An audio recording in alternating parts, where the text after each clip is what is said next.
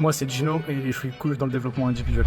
J'ai commencé à la période Covid, donc il y a maintenant 4 ans que je coach. C'était pendant le Covid, c'était une période un peu sombre dans le monde, sombre dans ma vie aussi, donc j'avais besoin d'extérioriser. C'est pour ça que j'ai commencé à appeler des potes à moi, je leur faisais des petites séances de coaching dehors, et puis j'ai créé une page Instagram, et puis au final, j'en suis ici, c'est 4 ans plus tard, ça s'est super bien développé. Il n'y a pas d'avantage à être un coach perso par rapport à être un coach collectif. Pour moi, c'est deux choses différentes, même très différentes, mais si elles sont sur la même longueur d'onde et que chacun fait bien son taf, ça peut se rejoindre parfaitement. Je travaille avec tous les niveaux, avec tous les âges, avec tous les postes, mais je suis plus axé sur les postes extérieurs, style 1, 2, 3. Mon seul critère, c'est vraiment que le joueur il vienne avec de l'envie, de la volonté, avec un projet.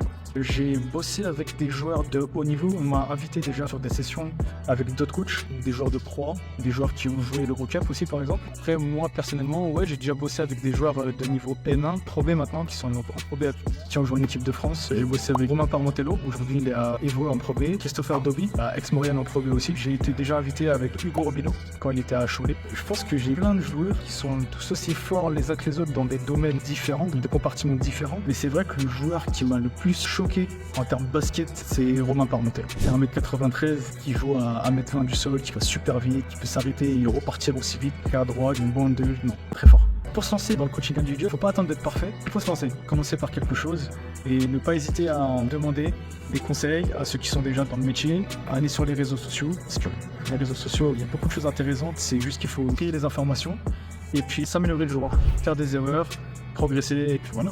Je remercie Drew pour sa venue, pour mettre en valeur le métier de coach individuel sur les réseaux. C'est super bien, c'est super important de propager des choses comme ça et franchement un grand merci à lui.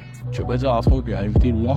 Tu veux que je le dise? Dire un truc, mais comme c'est pas mon délire de faire ma pub, moi je suis coach. Vous aussi vous attendez l'ouverture de Fitness Sport? Non, moi je suis coach. N'hésitez pas à m'ajouter sur Insta, donc yolab.ball. Allez, salut tout le monde.